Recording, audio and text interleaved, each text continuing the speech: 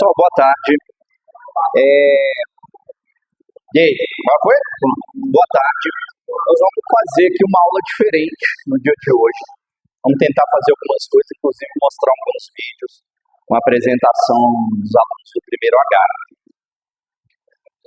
Um pouquinho de microfonia. Vejam, primeiro eu quero dar boa tarde aos alunos, aos professores, aos colegas. Não sei se por acaso a equipe da Real está aí também. Nós, professores e professoras, coordenação da escola, nós decidimos conversar para fazer uma atividade diferenciada. Me ajuda aí com o microfone, por favor. Som, pronto. Para fazer uma atividade diferenciada no dia de hoje. Visto que amanhã é feriado, a gente não vai se encontrar, sexta-feira a gente vai emendar, enfim. Porque nós estamos aqui para fazer uma discussão muito importante, muito cara para a sociedade brasileira, que são atividades relacionadas ao Dia da Consciência Negra, certo? É uma atividade que a gente está construindo há um tempo, alguns professores, inclusive, destinaram ali as suas turmas para essa atividade. Então, primeiro eu queria saudar a iniciativa dos alunos que fizeram um stand ali fora, trouxeram feijoada, estava gostosa, show de bola. A iniciativa também de fazer trança. Se não me engano, a primeira sala aqui, a 54, também está se construindo ali um stand de ciência, né? Destacando os personagens negros da história da ciência, enfim, do esporte, se não me engano.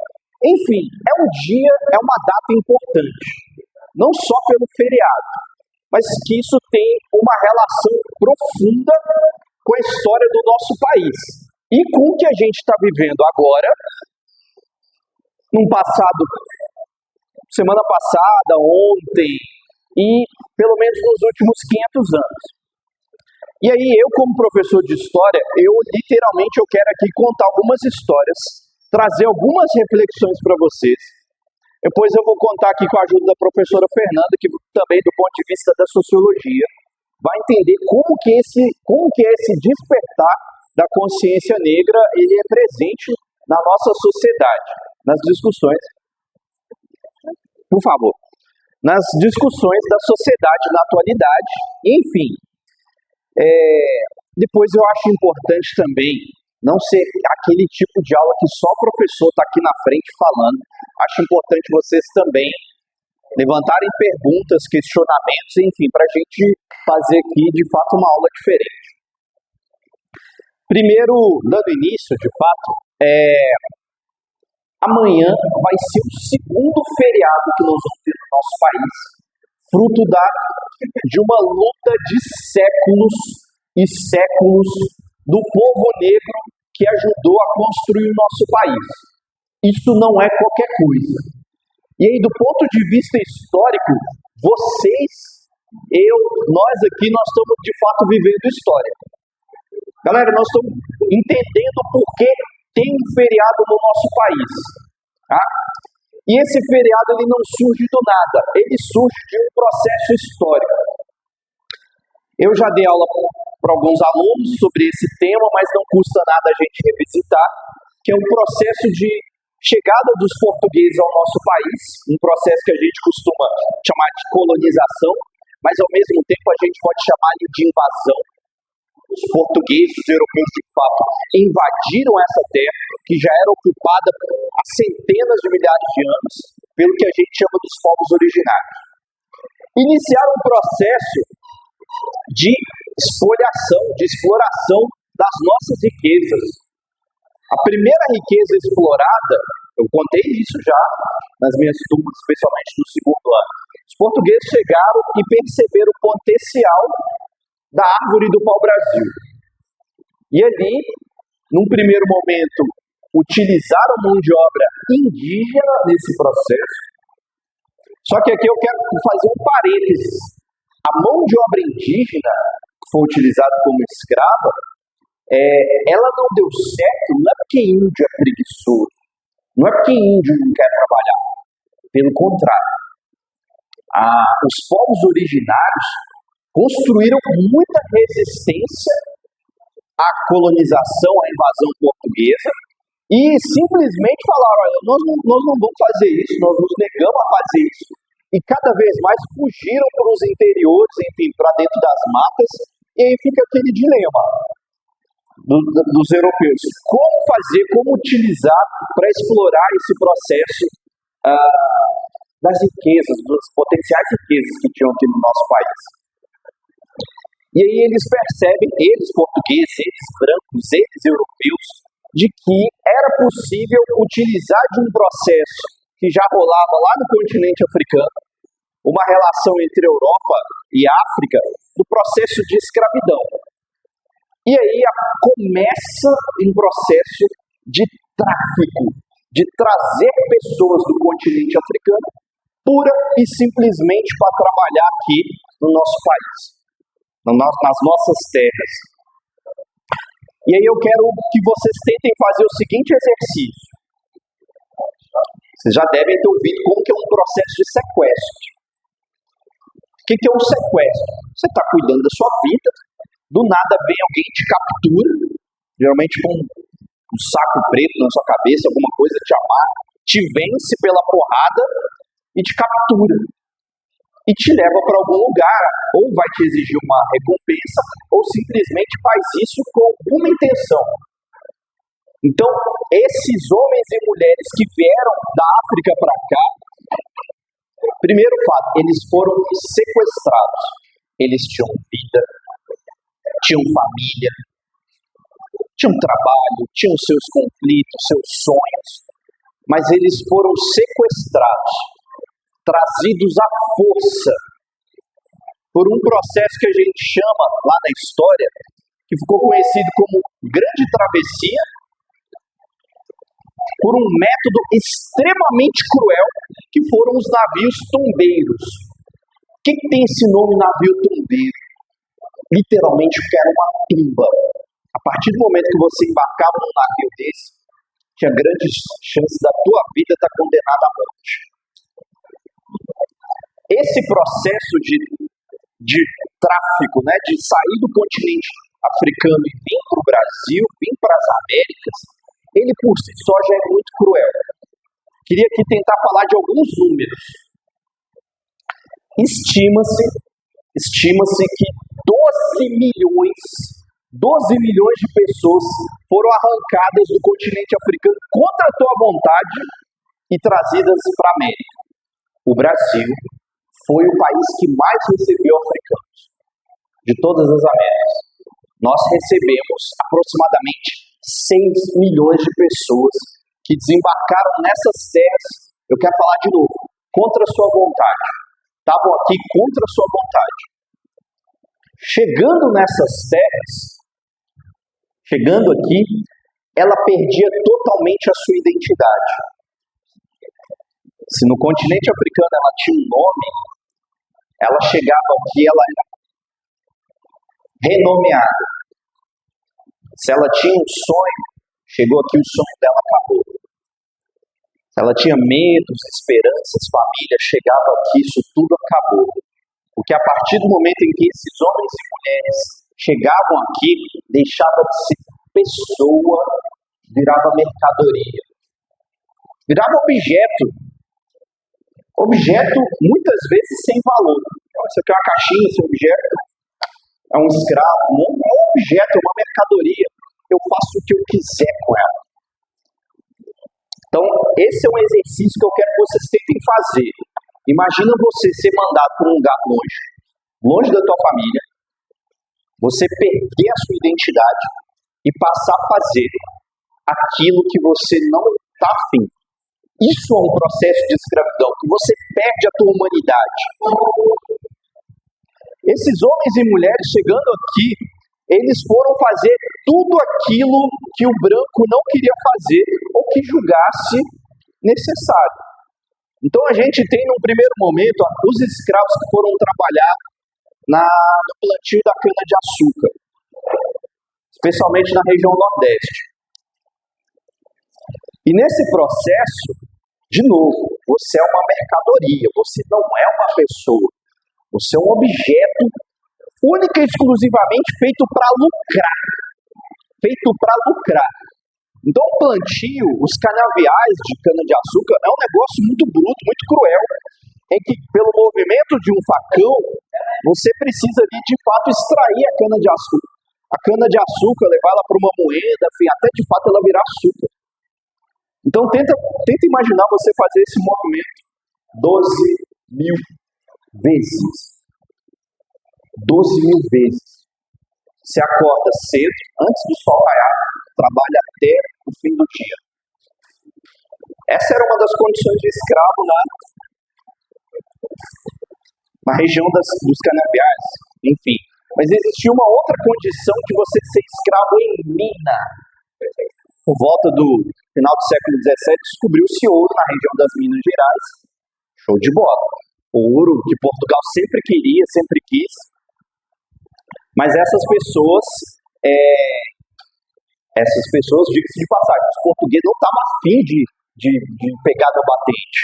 Uai, vamos de fato usar os escravos para esse processo. E tenta imaginar que é um negócio cansativo, é um negócio brutal. Você tem que ficar abaixado, você tem que procurar ouro, você destrói a sua saúde. Você destrói a sua saúde. E a partir da descoberta de ouro na região das Minas Gerais, um número cada vez maior de escravos foi trazido para o nosso país para enriquecer a uma elite branca, uma elite escravocrata, uma elite machista. Existia também uma terceira situação em que os escravos foram muito utilizados. Escravo doméstico. Pura e simplesmente fazer tudo aquilo que um homem branco, a mulher branca, a elite portuguesa, a elite europeia não queria fazer. Vou lavar roupa, vou fazer comida, uma mulher para tomar conta de criança. Inclusive, eu queria aqui destacar favores sexuais. E aqui é importante dizer que muitos desses escravos, as escravas principalmente, foram estuprados. Num processo veja, você perde sua identidade, você vai trabalhar de forma forçada, você é estuprado, você perde a tua dignidade, você perde a tua essência de ser pessoa, perde a tua essência de ser pessoa. Isso por aproximadamente quase 400 anos, desses nossos 500 anos de história do nosso país, diga-se de passagem. Agora, eu não quero ficar aqui contando desgraça, coisa ruim e tal. Isso de fato é uma história que o nosso país tem uma dívida muito cara. Por outro lado, eu quero destacar aqui o processo de resistência. Aí, para mim, os alunos que estão tendo aula comigo do primeiro ano, percebam, a história da humanidade é uma história da luta de classe. Todas as fases da humanidade sempre teve uma elite que lutava ali contra a parcela mais popular da população. Homem livre contra escravo, patrício e plebeu. Agora estou lá na Idade Média. Camponeses contra nobres, enfim. Sempre houve resistência na história do nosso país. Na história da humanidade, diga-se de passagem. E essa resistência, ela inclui aqui esses milhares de homens e mulheres negras que vieram trazidos contra a sua vontade do continente africano. A forma mais famosa de resistência é: eu vou fugir, eu não quero ficar aqui, eu vou fugir.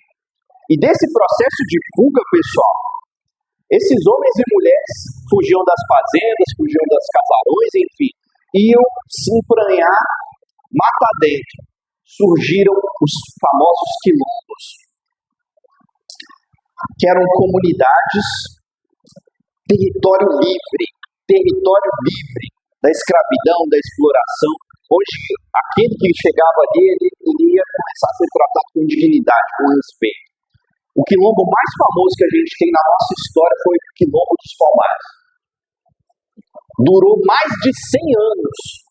Mais de 100 anos de resistência, inclusive contra expedições da coroa portuguesa para tentar destruir, porque era uma fonte de inspiração, de liberdade dos homens e mulheres negros. Não, eu quero fugir, eu quero ir para Quilombo dos Palmares, enfim.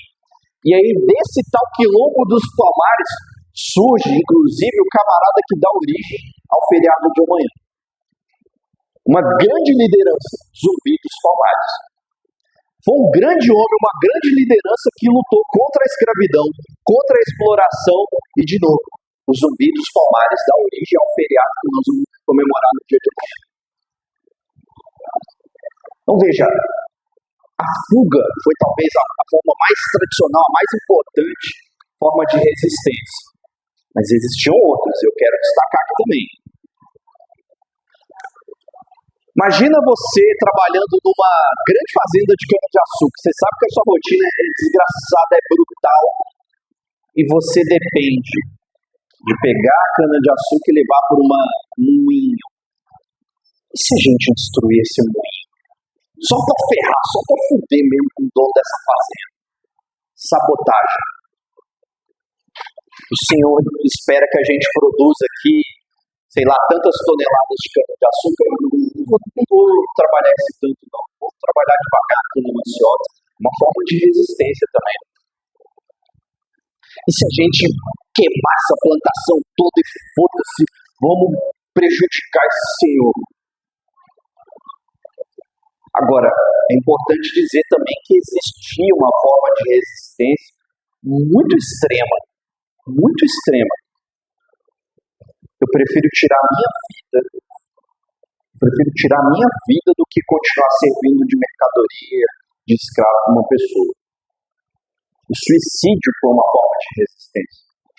Quando uma criança nascia, o futuro dessa criança já estava ali traçado. Essa criança vai crescer, vai ser um escravo, vai servir alguém, vai sofrer. Vou matar essa criança. Para que ela não cresça. Pelo menos na morte ela vai ter liberdade. Mas vejam, ao longo desses mais de 500 anos de história do nosso país, a gente passou a ter também alguns movimentos que se tornaram muito importantes, muito famosos, para a gente, de fato, chegar ao que nós temos na nossa sociedade hoje. Olha que nós temos muito desafio ainda pela frente. Eu queria, de novo, reforçar a importância de Quilombo dos Palmares. Eu queria destacar um movimento que aconteceu na Bahia, um levante organizado por homens e mulheres negros, a Revolta dos Malês, que eles literalmente se organizaram na Bahia para enfrentar a coroa portuguesa, para enfrentar o domínio dos senhores brancos, para acabar com a escravidão. Então, na Bahia está uma data muito importante também, em homenagem à luta desses homens e mulheres que lutaram contra a escravidão. Houve também uma tal de revolta da Armada, já no início do século XX, no nosso país, 1910, alguma coisa assim, já tinha acabado a escravidão. Porém, na Marinha brasileira, a gente tinha a Marinha mais moderna. Por incrível que pareça, a gente tinha a Marinha mais moderna, os navios de guerra mais modernos do mundo. Mas a gente tinha uma divisão social gigantesca. Se você fosse branco dentro da Marinha, show de bola, tranquilo. Mas dentro da Marinha brasileira, ainda existia castigo corporal, da mesma forma que nos tempos da escravidão.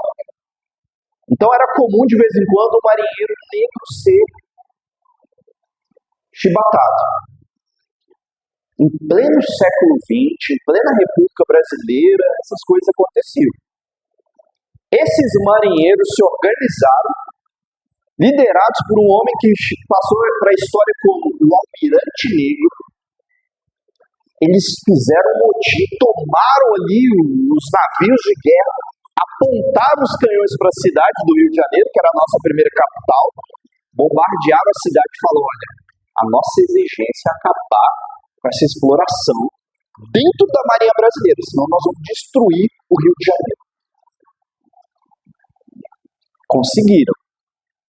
Mas depois foram extremamente perseguidos, enfim, morreram na prisão. Mas veja, é mais um exemplo de luta de que o nosso povo negro nunca desistiu. E aí eu acho importante a gente entender os processos históricos. Às vezes a gente nasce, encontra as coisas prontas assim, e mesmo assim reclama, né? A gente entender esse processo do fim da escravidão no nosso país. Primeiro eu quero destacar que o Brasil tem a triste marca de ser um dos últimos países a acabar com essa prática desgraçada. Oficialmente o nosso país tem 525 anos, mas a gente fala, por quase 400 anos, nós construímos uma cultura, uma mentalidade do racismo, do preconceito, do machismo, e você não destrói isso do dia para a noite. E lembrando, essas pessoas quando chegavam aqui, elas tinham como um objetivo de que, olha, nós estamos aqui para trabalhar, né, para enriquecer os europeus, para enriquecer essa elite branca. Então não dá para acabar com a escravidão do dia para a noite, senão sabe o que vai acontecer? A economia do Brasil vai acabar. A economia do Brasil vai acabar, nós vamos falir, não dá para acabar com a escravidão da hora para outra. Nós vamos fazer isso gradualmente. Aí eu quero destacar alguns processos. Primeiro deles, uma tal lei Eusébio de Queiroz. A Lei Eusébio de Queiroz, ela estipulava que a partir daquela data, a entrada de pessoas escravizadas no Brasil estava proibida. Beleza. Galera, não quer dizer que uma coisa na lei diz que é proibido que ela funcione. Se fosse assim, não tinha tráfico de drogas, tráfico de armas, tráfico de pessoas. Não quer dizer que uma coisa está na lei que ela vai valer. Ou seja, a partir do momento em que a lei Eusébio de Queiroz ela passa a vigorar, digamos assim, aí sim nós vamos ter um tráfico negreiro. Nós vamos ter uma entrada cada vez maior de escravos, só que por outros caminhos. A mão de obra escrava, você literalmente comprar a pessoa passa a ser mais caro, que agora era proibido pelos meios oficiais. Gente, na prática isso não funciona. Você proibir a entrada de uma coisa no país não quer dizer que as pessoas vão parar de consumir, que aquilo vai acabar. Logo, essa lei, Eusébio de Queiroz, deu origem a um jargão chamado lei para inglês ver. Só existe na lei, na prática funciona. Ou seja, continuou então tendo revoltas, continuou tendo fugas, continuou tendo quilombos. Não, a gente precisa encontrar aqui uma outra alternativa. Lei do ventre livre. Lei do ventre livre, ou seja, a partir daquela data, todas as crianças que nascessem seriam consideradas livres. Só que tem um problema. A criança ela pode até nascer livre, mas os pais são escravos. Essa criança ela vai continuar ali na convivência do pai e da mãe. E aí, não sei se alguém tem irmão pequeno, primo. Essa criança pequena, ela acaba repetindo os hábitos dos adultos. Filho, busca uma água lá, papai, para ajudar. Filho, dá comida à criação. Filho, dá um recado lá pro papai. Então, essa criança, por mais que ela nascesse livre, qual o futuro que ela tinha, sendo que educação era proibida, né? Pessoas de cor. Essa criança, ela estava vinculada aos pais que ainda eram escravos, ou seja, é uma medida que não tem efeito prático. Muita luta, muita revolta, muito movimento ainda, muita discussão. Vem a terceira lei. Lei do sexagenário. Ou seja, aquele homem e mulher que chegasse aos 60 anos, ele ia conquistar a tua liberdade. Aí tem alguns poréns. Primeiro que a gente está falando de expectativa de vida no século XIX. Sendo que você não come bem, você vive para trabalhar, a tua saúde toda fodida.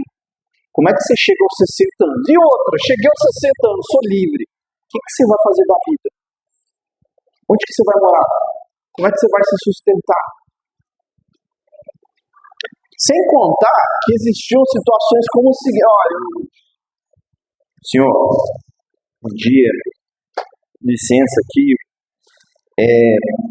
hoje eu completo 60 anos, eu queria ver com posso ser seu dia de tocar minha vida. Não, você não tem 60 anos. Não é hoje seu aniversário. Quando eu te comprei, o documento dizia que você nasceu, falta ainda 3 anos para você completar 60 anos. Então você podia mentir, manipular a idade das pessoas. Porque o que prova que você tem a idade é tua sua certidão de nascimento. Na época não tinha identidade, mas escravo dificilmente tinha essa condição de registro. Então essa lei de sexagenário ela fracassa também. E aí o nosso país estava num processo de sofrer tanta pressão internacional. O movimento negro no país organizando manifestações, motins, saques e, enfim, revoltas. E aí ficou uma situação que, inclusive, as elites brasileiras perceberam, olha, a gente precisa encontrar uma maneira para vencer essa população negra do nosso país. Que tal a gente começar a criar um processo para branquear a sociedade? E aí no século XIX, na segunda metade do século XIX, começa uma onda de imigrantes, principalmente europeus, do nosso país. Diga-se de passagem, homens e mulheres brancos. O governo brasileiro vai lá na Europa e literalmente prega uns cartazes assim, e vai em umas vilas e começa a convidar pessoas. Olha, vamos para o Brasil, nós estamos distribuindo terra. E aí, galera, não sei se você já parou para reparar, já parou para pensar. Na região sul do nosso país, nós temos uma presença muito grande de imigrantes alemães. A galera veio no final do século XIX, ganhou terras para cuidar da sua vida. Na região sudeste, nós temos uma presença grande de italianos. No início do século XX, nós vamos ter uma presença gigantesca de japoneses. As elites do século XIX do nosso país pensavam que se a gente fizesse esse processo de trazer homens e mulheres brancas para cá, a gente ia literalmente embranquecer o nosso país. E dali a 100 anos, a maioria da população ia ser branca. Falharam miseravelmente, porque hoje a maioria da população brasileira, segundo os dados do IBGE, são de negros. Enfim. E aí tem uma outra coisa que eu quero destacar para vocês. No ano de 1850, o governo imperial brasileiro, estipula uma tal lei de terras. Para você ter direito à terra, você só podia se fosse comprando. Só comprando terra. Qual negro ia ter a condição de conseguir comprar uma terra para si? Nenhuma. Essa lei de terras de 1850, ela gerou uma das coisas que a gente tem um problemão hoje em dia. Um problemão que é distribuição de terras. Porque, galera, falando de distribuição de terra, tem a ver com racismo, tem a ver com desigualdade. Desde o momento que os portugueses pisaram nessa terra, criaram ali as capitanias hereditárias e distribuição de terras e grandes fazendas, somente a parcela branca conseguiu se dar bem com esse processo. Até hoje, as melhores terras férteis, as grandes porções estão concentradas em famílias que são brancas. E algumas, se a gente pegar a árvore genealógica, quem foi teu pai, quem foi teu avô, quem foi teu bisavô, a gente consegue chegar lá nessas famílias dos antigos coronéis do nosso país. E a população negra, como consegue ter acesso à terra? Como consegue ter acesso à cidade? A morar nas periferias, a morar nas quebradas. Por fim, galera, a última lei, a quarta lei que eles criaram para acabar com a escravidão foi de fato a Lei Áurea. A famosa Lei Áurea de 13 de maio de 1888. E aqui há uma disputa, uma divisão do movimento negro. Essa Lei Áurea, ela só aconteceu porque não tinha mais como. Não tinha mais. Era insustentável a escravidão no nosso país. E depois eu convido vocês a pegarem a Lei Áurea, dar uma lida. É uma folha. É uma folha. Eu, Princesa Isabel, declaro que, a partir do dia de hoje, está extinta a escravidão no Brasil. Pronto, acabou. 13 de maio de 1800. E a partir daí, eu queria destacar uma coisa. O dia 13, 14 de maio, 15 de maio, foi o maior carnaval que a gente já viu na nossa história. Que a maioria da população vive de homens negros deles. O maior carnaval. Nosso povo foi literalmente para as ruas festejar. Caralho, eu tô livre. Estou livre. Foi o maior carnaval da nossa história. Em 14 de maio. Só que aí sim a gente começa a ter uma outra parte aqui da nossa aula, que são os desafios. O que fazer agora que eu sou um homem, uma mulher branca, ou um homem e uma mulher livre? Eu tenho desafios. Na virada do final do século XIX para o início do século XX, o governo brasileiro, diga-se de passagem, as elites brancas que deram um golpe para tirar o Dom Pedro II e criar uma república, eles olharam, bom, agora a gente tem um problema. Agora a gente tem milhares de homens e mulheres pretos, o que eles vão fazer agora? Nós temos que encontrar alguma forma de controlar essa população. Eu quero chamar a atenção de vocês de uma coisa chamada Código Civil 1890. 1890, o Código Civil, ou seja, um código de leis, foi criado no nosso país. O que falava nesse código? A capoeira é proibida. Qualquer um que for pego jogando capoeira, praticando capoeira, vai ser preso. Você praticar religião de matriz africana, na época eles chamavam de macumba. Se você for praticar macumba, você vai ser preso pelo crime de charlatanismo. Você vai ser acusado de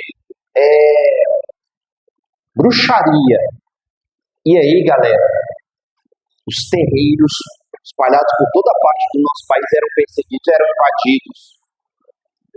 Os pais e mães de santo eram presos. E aí, não satisfeitos, tinham um negócio chamado crime de vadiagem. Crime de vadiagem. Se você fosse pego ali, sentado com seus amigos, trocando ideia, não conseguisse provar onde você morava e onde você trabalhava, você era preso. Você era preso. Como que eu acabei de conquistar minha liberdade? Como que eu vou provar que eu trabalho? Onde eu vou morar? E aí eu quero chamar a atenção, o professor Marcos ali pode até contribuir melhor. Nós temos um livro incrível da nossa literatura, O Cortiço. O Cortiço. A cidade do Rio de Janeiro foi a nossa antiga capital. E aí, sabe o Cortiço do Chaves? Aquilo, né? As pessoas viviam uma do lado da outra, compartilhavam os espaços em comum. No Rio de Janeiro tinha um cortiço gigantesco, Cortiço do Porco. Cabeça de porco. Era gigantesco. Adivinha? A maioria dos seus moradores eram negros. A maioria dos seus moradores eram brancos. O Rio de Janeiro passou por um processo de reforma urbanística, de construir as largas avenidas na cidade do Rio de Janeiro, só que para isso você ia ter que destruir os cortiços. Destruindo os cortiços, não foi assim, Dona Maria, nós vamos precisar construir aqui uma avenida, a senhora não vai mais poder morar aqui, nós vamos dar uma ajuda de custo para a senhora morar em outro lugar. A história, o livro conta que esses moradores saíram para trabalhar. No meio da manhã, assim, vieram os homens da prefeitura e literalmente falaram: saiam todo mundo. Os homens da prefeitura não. Os homens da prefeitura e os policiais, fortemente armados. Olha, saiam daí porque nós vamos botar isso abaixo. E demoliram esse cortiço enquanto as pessoas estavam trabalhando. Chegou de noite, falou: cadê? Onde que eu estava? E aí essas pessoas, ao longo da noite, foram ali procurando seus objetos pessoais, pegando algumas tábuas, algumas coisas assim, para, de fato, construir tua vida. Adivinha para onde que essas pessoas no Rio de Janeiro foram? Pegaram tábuas, pegaram pouco que tinha sobrado de suas casas, foram subir os morros. Ou seja, as favelas no nosso país são fruto de um processo de violência do Estado, no Rio de Janeiro. Não só no Rio de Janeiro.